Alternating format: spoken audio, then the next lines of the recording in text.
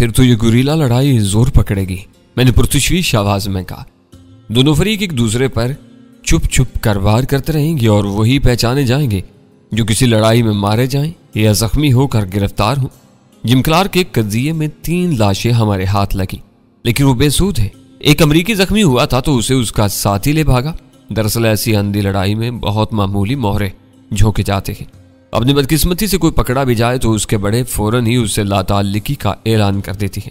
किसी भी secret agent की जिंदगी का बदतरीन अलबिया यही होता है कि वो कामयाबी के साथ जिंदा रहे तो हीरो बना रहता है, दुश्मन के हाथों कैद या नाकामी की सूरत में उसकी पुश्त पर एक और लात रसीद कर दी जाती है। ये जिम क्लार्क की अहमियत का खुला सबूत है कि उसे हमारी तहवील से निकालने के लिए CIA के 2 एहलकार ज़ाती तौर पर मुकाबले पर उतर आए थे। तुम इस वक्त घर पर हो या दफ्तर से बोल रहे हो? मैंने पूछा। यार ये बक खत्म करो। अचानक जहांगीर नींद ही में पहलू बदल कर मनमनाया। थोड़ी देर चैन से सोने दो। मैं जहांगीर को वसीली नजरों से घूर कर रह गया। दूसरी तरफ से अव्वल खान हंस कर कह रहा था, बस अभी घर पहुंचा हूं, दफ्तर में शाम तक टेलीफोन की घंटी बज सकेगी। मैं ताज़ा दम होने और सस्ताने के बाद ही इधर वापस आऊंगा। तुम नहा धोकर कुछ पेट पूजा कर लो, मैं बाद में फोन करूंगा। तुम बातें करते रहो, किसी की नींद में खलल नहीं पड़ रहा। अचानक वीरा की आवाज उभरी, मगर मैं इस वक्त तक फोन बंद कर चुका था। मैं उसकी तरफ पलटा तो वो चारपाई से पैर नीचे लटकाए हुए बैठी थी। मेरी भी नींद उचाट हो चुकी है। सुल्तान शाह भी अंगड़ाई लेकर उठ खड़ा हुआ। शायद तुम अव्वल खान से मुज़ाकरात कर रहे थे। मैं काफी देर से तुम्हारी बातें सुन रहा था, लेकिन इस खुनक माहौल में बिस्तर छोड़ने को दिल नहीं चाह रहा था। तुम भी उठ गए हो तो गजाला को भी उठा लो, वीरा ने सुल्तान शाह से कहा। लेकिन उसकी बात मुकम्मल होने से पहले ही गजाला बोल पड़ी, मैं बहुत देर से जाग रही हूँ, तुम मेरी फिक्र मत करो। वीरा ने उठकर चटाचट कई स्विच दबाए और जहांगीर का कमरा मुतअद्दिद झमाकों के बाद ट्यूबलाइटों की दूधिया रोशनी से भर गया। नीम तारीकी में तेज रोशनी से जहांगीर हड़बड़ा कर उठ गया और मुंह बिगाड़ कर चुंदिहाई हुई आंखों से हम चारों को घूरने लगा। ये क्या बदतमीजी है? तुम्हें दूसरों के आराम का जरा भी ख्याल नहीं है? मैंने उसे ज्यादा बोलने का मौका नहीं दिया और हंस कर कहा, उल्लू को गहरी तारीकी से पकड़कर रोशन धूप में फेंक दिया जाए तो वो इसी तरह आंखें पिटपिटाता रहता है। अबे उल्लू, इस वक्त 12 बज चुके हैं, हमारे मेदे नाश्ता मांग रहे हैं। नाश्ता ऊपर तैयार होगा, वो जलाए हुए अंदाज में बोला। रेशम खान तुम्हें ऊपर ले जाएगा। नाश्ता के लिए मेरी नींद खराब करने की क्या जरूरत थी? ठीक है, फिर तुम सो जाओ, मैंने उसे पुचकारते हुए कहा। यह अच्छा है कि हमें इससे तखलिये में कुछ बातें करने का मौका मिल जाएगा। अगर उसने हमारे लिए नाश्ता तैयार किया है तो वो ज़हनी तौर पर हमें कबूल कर चुकी है। नहीं, मैं भी तुम्हारे साथ नाश्ता करूंगा। जहांगीर ने घुराते हुए अपना इरादा फौरन तब्दील कर दिया और हम चारों को हक्का बक्का छोड़कर सबसे पहले गुसल खाने की तरफ चल दिया। या औरत, सुल्तान शाह छत की तरफ निगाहें उठाकर बड़बड़ा, तेरे भी बड़े कमालात हैं। जहांगीर की गैर हाजिरी में मैंने उन तीनों को अपनी और अव्वल खान की सनसनीखेज गुफ्तगू के निचोड़ से आगाह कर दिया। उनके लिए जिम क्लार्क की लाश के साथ किया जाने वाला ड्रामाई सलूक बहुत ज्यादा गैर मुतवक्का नहीं था, लेकिन फ्लैट पर बख्तर बंद एम्बुलेंस के जरिए ताउन के इंसदाद के लिए आने वालों की कहानी चौंका देने वाली थी। बाजुकात मौत हमारे सरों को छू छू कर गुजरती है कि रूंगटे खड़े हो जाते हैं। गजाला एक फुरेरी लेकर बोले, हम फ्लैट में होते तो हमारा हशर भी छिपकलियों और चिमटियों से मुख्तलिफ नहीं होता। अच्छा हुआ, इस बहाने फ्लैट की भरपूर सफाई हो गई। वीरा बेपरवाही से बोली, दोबारा वहां जाएंगे तो इत्मीनान से रह सकेंगे। पता नहीं जहांगीर ने कब से वहां जरासीम कुछ दुआओं का स्प्रे नहीं करवाया था। हमें इनकी इस हरकत का कोई ना कोई जवाब जरूर देना होगा। सुल्तान शाह सोच में डूब गया था। इनकी मुकम्मल नाकामी ही इनके हरबे का मुस्कित जवाब है, वीरा ने कहा। जहांगीर नहा धोकर गुसल खाने से ताजा दम होकर बरामद हुआ तो वीरा अंदर गई और फौरन नींद बनाकर बाहर आ गई। उसने लपक कर पीछे से जहांगीर का बाजू थामा और उसे दोबारा बाथरूम की तरफ खींचना शुरू कर दिया। बदतमीजी की भी कोई हद होती है। टब में गंदा पानी भरा हुआ है, फर्श और दीवारें इस तरह शराबूर हैं जैसे वहां किसी हाथी ने गुसल किया है। साबुन नाली में पड़ा हुआ है। चलो चलकर हर चीज साफ करो। जब एक बाथरूम मुश्तरका इस्तेमाल में होता है तो हर शख्स का फर्ज होता है कि अपने इस्तेमाल के बाद उसे पहले की तरह साफ करके बाहर आए। मेरा हाथ छोड़ो। जहांगीर ने जोर आजमाई में नाकाम रहने के बाद बरहमी से कहा, नहाने में पानी नहीं तो क्या तेल फैलेगा? जब हम सबको नहाना है तो बार बार सफाई का फायदा? जो आखिर में गुसल खाना इस्तेमाल करेगा वो एक दफा मेहनत करेगा और बाथरूम फिर चमक उठेगा। मैं वीरा के साथ रहकर इसके मिजाज की हर टेढ़ से बाखूबी वाकिफ हो चुका था। जिगासराय, शिंगारा वैली और गालान में दरपेश मजबूरियों की और बात थी। वहां उसने बदतरीन रहायशी सहूलतों को भी खंदा पेशानी के साथ कबूल कर लिया था, लेकिन आजाद शहरी फिजा में सांस लेते ही वो किसी हक पर कोई समझौता करने की आदी नहीं थी और इसी फिक्रमंदी के साथ ये कोशिश भी करती थी कि दूसरों को उसकी वजह से किसी नागवारी का सामना न करना पड़े। जहांगीर अपनी अहमकाना देसी दलील पर अड़ा रहा। वीरा शाइस्तगी के करीनों से खूब वाकिफ थी। उसने पै दर पे कई चोटें करके जहांगीर को इस कदर बदहवास कर दिया कि वो कायल न होने के बावजूद बाथरूम साफ करने पर मजबूर हो गया। वीरा किसी संगदिल मालकन की तरह दरवाजे पर खड़ी उसकी कारकर्दगी का जायजा लेती रही। जहांगीर सख्त कोफ्त के आलम में बाहर आया तो वीरा ने खुद को बाथरूम में मुकफ्फिल कर लिया। तुम तीनों ने भी मेरा साथ नहीं दिया। अपनी खिफत मिटाने के लिए वो करीब आकर हम पर बरस पड़ा। यह वलायत नहीं कराची है, यहाँ ऐसा ही चलता है। जिसके दिमाग में नफासत के ज्यादा कीड़े हों वो खुद सफाई कर ले। वलायत और कराची से कोई फर्क नहीं पड़ता। मैंने उसे समझाना चाहा, अच्छी बात जमीन से चांद तक हर जगह अच्छी होती है, इसे फराग दिली से कबूल कर लेना चाहिए, यही माकूलियत की दलील होती है। वो बड़बड़ाता हुआ दफ्तर से निकलता चला गया। उससे मुझे ये पूछना भी याद नहीं रहा कि मैं किससे और क्या बात कर रहा था। हम लोग घर से चंद कपड़ों में निकले थे, इन्हीं में सो गए थे। गजाला ने चारों के लिए साफ सुथरे कपड़े निकाले, वीरा के कपड़े बाथरूम में पहुंचाए और जहांगीर के लिए भी मेरा एक कमीज शलवार सूट निकाल दिया। हम चारों तैयार होकर पूरी सज धज से बाहर निकले तो राहदारी में रेशम खान हमारा मुंतजिर था। उसके पीछे जीनों की तरफ जाते हुए मुझे अचानक ख्याल आया और मैंने अंग्रेजी में वीरा को याद दिलाया कि मिस खान के सामने उसे उर्दू के इक्का दुक्का टूटे फूटे फिक्रों से आगे सिर्फ अंग्रेजी ही बोलनी थी। जहांगीर को कुदरत ने पैसे के साथ अच्छे जोक से भी नवाजा था, इसलिए रेस्ट हाउस बहुत खूबसूरत बनाया गया था। जीनों का इख्तिताम एक वसी दालान में हुआ जहां खूबसूरत और कीमती पौधों से लदे हुए गमले कितार दर कितार सजे हुए थे। दालान के बाद शीशे की दीवार वाला वसी और इस ड्राइंग रूम था जहां बैक वक्त 20 से ज्यादा अफराद बैठ सकते थे। इस मुल्हिक कमरे में 12 नफरी मेज पर नाश्ता सजा हुआ था। मेज के आखिरी सिरे पर जहांगीर एक खूबसूरत और मुतनासिबुल आजाद लड़की के साथ विराजमान था। लड़की के पतले पतले होंठों पर एक भीगी भीगी मुस्कान मचल रही थी। उसे देखते ही मेरे जहन के किसी गोशे में कीड़े से कुलबुलाने लगे। मुझे यूं महसूस हो रहा था जैसे मैंने उसे पहले भी कहीं देखा हुआ था। कहां? इस सवाल का जवाब मैं कोशिश के बावजूद भी नहीं पा सका। हमारी आवाजें सुनकर वो दोनों हमारी पेशवाई के लिए उठ खड़े हुए। जहांगीर के चेहरे पर भी खलीकाना मुस्कुराहट उभरी थी, जो लम्हा भर में ही मादूम होगी। अपने शबख्वाबी के मसले हुए चिकन और उर्दू कपड़ों के मुकाबले में हमारे बेदाग लिबासों को देखकर उसकी तबीयत बेमजा हो गई थी। जहांगीर की तालीम जो भी रही हो, उसे अंग्रेजी में कोई खास अबूर हासिल नहीं थी। उसने अपनी लठ मार अंग्रेजी में फर्जी नामों से हम सबको मिसेस खान से मुतारिफ करवाया। इस मुस्कुराती हुई कयामत ने दोनों औरतों से हाथ मिलाया, लेकिन हमारी बारी आने पर उसने शायद जहांगीर की पेशगी हदायत पर दोनों हाथ बांध दिए। जहांगीर ने पहले से ऊपर पहुंचकर इस बात का पूरा बंदोबस्त कर लिया था कि मुझे या सुल्तान शाह को मिसेस खान के लम्स से आशनाई हासिल ना हो सके। वो जहांगीर की फैक्ट्री का रेस्ट हाउस था। इसकी तामीर और तजाइन में मिसेस खान का दूर दूर तक कोई दखल नहीं था, लेकिन वीरा इखलाकन मिसेस खान के जोक और करीने की तारीफ करती रही और वो खातून भी सर हिला हिला कर मुनकसराना मुस्कुराहट के साथ वो सब यूं सुनती रही जैसे सारा किया धरा उसी का हो। हम चारों ने कुर्सियां संभाली तो नाश्ते का आगाज हुआ। मिसेस खान ने जहांगीर की सगी बीवी की तरह मेजबानी के फराइज अंजाम देने शुरू कर दिए। उसने वीरा पर अंग्रेजी में मेहरबानियां निछावर की। उससे फारिग होते ही वो उर्दू पर उतर आई। मैंने तनिस्ता अपनी प्लेट में कोई टोस्ट वगैरह नहीं लिया था। मिसेस खान की नजर मेरी खाली प्लेट पर पड़ी तो उसने हुमक कर बेइख्तियार मुझसे इस्तफसार किया, अंडा दूं? उबला हुआ दे सकें तो बड़ी नवाजिश होगी, मैंने गहरी संजीदगी के साथ कहा। वीरा उस तेजी से हंसी के उसे बुरी तरह उच्छू लग गया।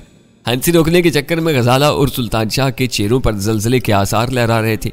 वीरा की बेसाख्ता हंसी के बाद वो भी अपने बेख्तियार कैकों पर काबू न रख सके और नाश्ते की संजीदा महफिल चंद सानियों में कुश्तजार जाफरान बन गई। मिसेस खान खिफत के आलम में उठकर डाइनिंग रूम से मुल्हिक किचन में चली गई। तुम बहुत बदतमीज होते जा रहे हो। मिसेस खान के जाते ही जहांगीर दबी जुबान में मुझ पर बरस पड़ा। मैंने क्या बदतमीजी की है? मैंने भी आंखें निकाल कर कहा, इन तीनों से पूछो जो बिला वजह जंगलियों की तरह हंसे जा रहे।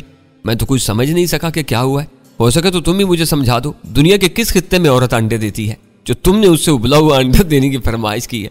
जहांगीर के लिए अपने गुस्से पर काबू रखना दुश्वार हो रहा था। उसके सवाल पर मेरी रुकी हुई हंसी को भी नकास का बहाना मिल गया और मैंने कहा, तुमने गौर नहीं किया, वो खुद अंडा देने को मरी जा रही थी। मुझसे पहले गजाला से भी यही सवाल कर चुकी थी। इसी से पूछो कि इसका ताल्लुक किस खित्ते से है और वो कब से अंडे दे रही है। मैंने तो इस खौफ से उबले हुए अंडों की फरमाइश की थी कि कहीं वो अचानक ही मेरी प्लेट में ताज़ा अंडा न डालते। इन तीनों की हंसी रुकते रुकते फिर तेज होगी। वीरा को यह तक याद नहीं रहा कि वहां उर्दू से बराए नाम वाकिफ होने की अदाकारी कर रही थी। हंसते हंसते उसकी आंखों में पानी आने लगा था। हंसी बंद करो। अचानक जहांगीर गुस्से से मुठियां भींच कर हल्के बल धाड़ा, मेरी छत के नीचे बैठकर तुम मेरा मजाक नहीं उड़ा सकते, मैं तुम्हारी गर्दन तोड़ दूंगा। वो धमकी सबके लिए थी, लेकिन तखातुम मुझसे था।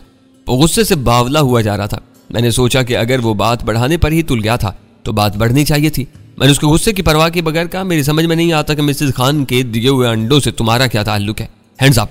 नफरत से दहकती हुई एक तुंद निस्वानी आवाज ने सबको यकलख्त खामोश कर दिया।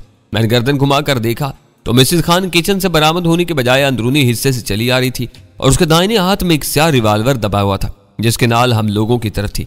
उस अचानक और खौफनाक तब्दीली पर सब हैरान रह गए। मेरे वहमो गुमान में भी नहीं था कि अपने एक बेतुके सवाल का मजाहिया जवाब इस औरत के मिजाज पर इतना गिरा गुजरेगा कि वो हम पर रिवाल्वर तान लेगी। ये तुम क्या कर रही हो? जहांगीर खौफजदा और पंसी पंसी आवाज में हकला। अब तुम्हें इनकी गर्दनें तोड़ने की जरूरत नहीं। वो डाइनिंग टेबल से चंद कदम दूर रुक कर गुर्राती हुई आवाज में जहांगीर से बोली, मैं इनका काम तमाम करूंगी और उगलवाऊंगी कि इन्होंने तुम्हें क्यों घेरा हुआ है। बात आनन फानन में हंसी मजाक की हदूद से निकलकर कुछ तो खून तक जा पहुंची थी। शायद उसने मेरे और जहांगीर के आखिरी मुकालमात सुन लिए थे और यह नतीजा अखज़ किया था कि जहांगीर हम में से नहीं था। जहांगीर ने वीरा के कारोबारी दौरे के बारे में तय शुदा बातों के सिवा आपस के पुराने मरासिम के बारे में उसे कुछ नहीं बताया था। जहांगीर ने बुखलाई हुई नजरों से मेरी तरफ देखा। इस वक्त मिसेस खान जहांगीर की तरफ मुतवज्जा थी। मैंने जहांगीर को आंख मारी और वो लाताल्लुकाना अंदाज में अपनी दोनों कोहनियां मेज पर जमा कर बैठ गया। हाथ उठाओ। मिसेस खान रिवाल्वर की नाल लहरा कर दुरुस्त आवाज में कुराई, तुमने सुना नहीं कि मैंने क्या कहा? हम चारों ने बेबसी से अपने हाथ उठा लिए। मिसेस खान के मुतबस्सम होठों से मुस्कुराहट रुखसत हो चुकी थी। पेशानी पर कई बल नजर आ रहे थे।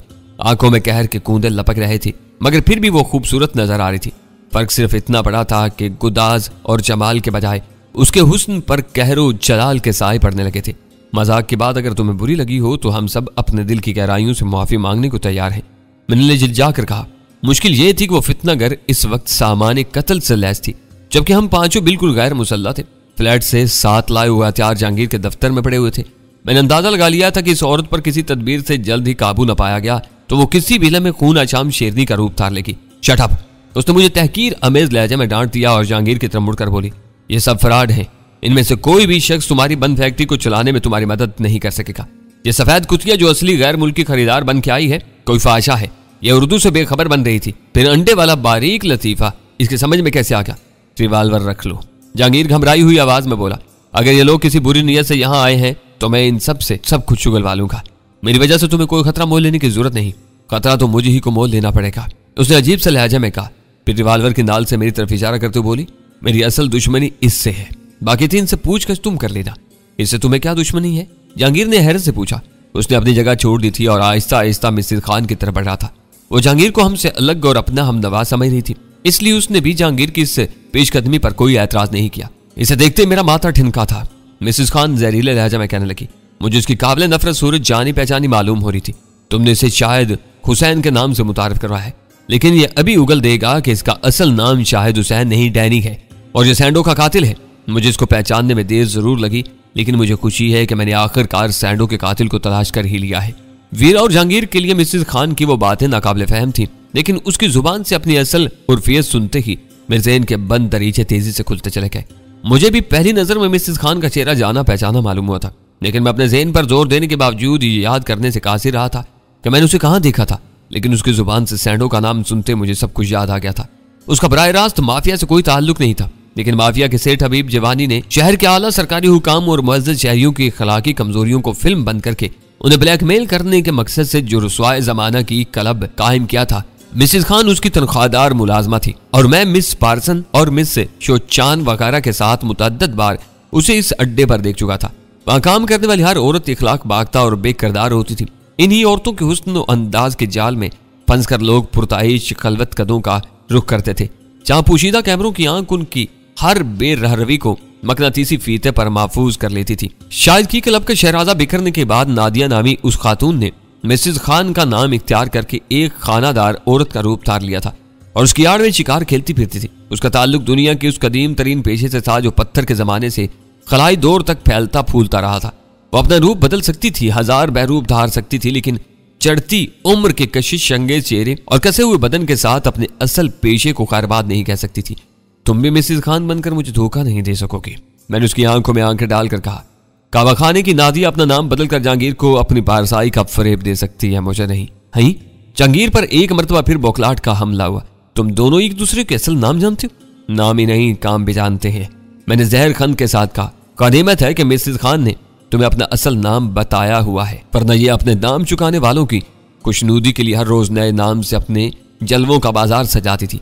मैं मजबूर थी और तुम मेरी मजबूरियों के खरीदार। वो मेरी बात काट कर तहकीर से बोली, पहले सैंडो इसकी क्लब का मालिक हुआ करता था, फिर तुम उसके ऊपर आ गए। आज जो कुछ होता था तुम उसके जिम्मेदार थे, तो क्या तुम डैनी से अपनी इस तजलील का इंतकाम लेना चाह रही हो? जहांगीर ने पूछा। वो नई लड़कियों की तरबियत का नहीं थी, मैंने जहांगीर को आगाह किया। वो दुनिया जहान के तजुर्बे कार और खाग औरतों की जन्नत थी, नादिया वहां नौकरी करने से पहले ही औरत की जिल्लत का इश्तिहार बन चुकी थी। मैं जो कुछ थी अपने लिए थी। नादिया ने जख्म खोरदा लिहाजा में कहा। सैंडो ने इसी रूप में मुझे टूट कर चाहा। वो मेरा पहला और आखिरी महबूब था, जो मेरी बुराइयों को नजरअंदाज करके सिर्फ मेरी खूबियों को पूछता था। उसके बाद मैं खुद को इस भरी दुनिया में अकेला और बेसहारा महसूस करने लगी हूँ। मेरे चाहने वाले बेशुमार मिल जाते हैं, लेकिन मुझे कोई भी एक आंख नहीं पाता। अपनी नजरों और हरकतों से वो सब भूखे भेड़िए नजर आते हैं जो मेरे वजूद को भंभोर डालने पर तुले रहते हैं। सैंडो को मारकर इसने मेरे ऊपर बहुत बड़ा जुल्म किया है। ये सैंडो का कातिल है। मैं इसे अपने हाथ से गोली मारकर सैंडो के कत्ल का इंतकाम लूंगी। आखिरकार बात वाज़ेह हो गई थी। बात अपने महबूब के कत्ल के इंतकाम की थी। इसे मारकर तुम भी कानून की बेरहमाना गिरफ्त से नहीं बच सकोगी। जहांगीर ने उसके करीब पहुंचकर उसे समझाना चाहा, लाओ ये रिवाल्वर मुझे दे दो। उससे और इश्तियाल के आलम में ये तुम्हारे किसी इरादे के बगैर चल पड़ा तो दुश्वारियां पैदा हो जाएंगी। डैनी से हम किसी और तरह भी सैंडो का बदला ले सकते हैं। अब ये चारों मेरी मर्जी के बगैर फैक्ट्री से बाहर नहीं जा सकेंगे। जब तक तुम चाहोगी ये यहीं पर हमारे कैदी बने रहेंगे। खबरदार, मुझसे दूर रहो। इस वक्त मुझे हाथ लगाने की कोशिश न करना। नादिया ने 2 कदम पीछे सरक कर उसे रुकने पर मजबूर कर दिया और रिवाल्वर के नार में सीने की तरफ करके अपना हाथ सीधा कर लिया। इस वक्त किसी ने भी मुझे छेड़ने की कोशिश की तो मैं डैनी को बेदरे गोली मार दूंगी। इस ख्याल में ना रहना कि मैं फायरिंग में अनाड़ी हूं। मुझे इस बात पर सख्त हैरत थी कि मैंने सैंडो को डिफेंस फेज नंबर 7 के बिल्कुल वीरान और गैर आबाद इलाके में पूरी राजदारी के साथ कत्ल किया था। तो फिर नादिया को कैसे इल्म हुआ को मेरे हाथों मारा गया था? मैंने नादिया के खामोश होते ही अपनी उस उलझन को एक सवाल का रोक दे दिया। तुमसे किसने कहा कि मैं सैंडो का कातिल हूं? तुम्हारी साजिश बहुत मुकम्मल थी। उसने हकारत से सर झटक कर कहा। लेकिन दुनिया का कोई जुर्म मुकम्मल नहीं होता। जराइम मुकम्मल और बेदाग होने लगे तो दुनिया से अदल व इंसाफ का नाम तक मिट जाएगा। सैंडो अपने कत्ल की रात तुम्हारे साथ डिफेंस के वीरान इलाके की तरफ जाता हुआ देखा गया था। देखने वाला एक सरकारी अफसर और की क्लब का रुकन था। उसने सैंडो की लाश मिलते ही मुझे पूरी बात बता दी थी, मगर मैं अपनी जान के खौफ से खामोश रही। उस वक्त तुम की क्लब वालों के लिए एक हवा बने हुए थे। अब की क्लब है ना तुम्हारी बादशाही। मैं तुम्हें जिंदा नहीं छोड़ूंगी। इस वक्त तक वीरा, गजाला और सुल्तान शाह ने मुकम्मल खामोशी इख्तियार की हुई थी। वीरा के लिए वो बातें तहय्युर खेज रही होंगी क्योंकि मेरे और माफिया के रवाबत के बारे में बहुत ज्यादा बाखबर नहीं थी। लेकिन मेरी और नादिया की गुफ्तगू ने तकरीबन सारी ही गुत्थियां सुलझाती थी। रही सही कड़ियां कोई भी अपने अंदाजे से जोड़ सकता था। तुम मुझे मारना ही चाहती हो तो ज्यादा देर न करो। मैंने नादिया को मुश्तिल करने के लिए बेपरवाही से कहा। मुझे कुछ और भी जरूरी काम निपटाने हैं। दूसरी तरफ नाश्ता भी ठंडा हो रहा है। मेरे तबसरे पर नादिया की खोपड़ी घूम गई। जहांगीर बुखलाई हुई आवाजों के जरिए उसे रोकने की कोशिश करता रह गया और उसने अपना बाजू तान कर मेरी तरफ एक फायर चौंक मारा। मैं इस वक्त दानिस्ता दूसरों से अलग और दूर खड़ा हुआ था। फायर होने की सूरत में दाएं बाएं झुकाई देने के लिए भी तैयार था, लेकिन मेरी किसी मुदाफाना कार्रवाई की नौबत ही नहीं आई। चाहे रिवाल्वर के दस्ते पर नादिया की गिरफ्त मजबूत नहीं थी। कुंजीले फायर के धमाके से रिवाल्वर के नाल कदरे ऊपर उठ गई और गोली मेरे जिस्म की तरफ आने की बजाय शीशे के एक फ्रेम को तोड़ती हुई दीवार में पस्त होगी। नादिया फायरिंग के मामले में माहिर निशानेबाज थी, ना ही बिल्कुल अनाड़ी। शायद उसके किसी आशना ने फुर्सत के लम्हात में उसे आछी हथियारों से मौत का खेल खेलने की हल्की फुल्की मशक करवाई हो। वो अचानक ही पहली गोली चलाने में तो कामयाब हो गई थी, लेकिन उसे दूसरे फायर के लिए खुद को संभालने का मौका नहीं मिल सका।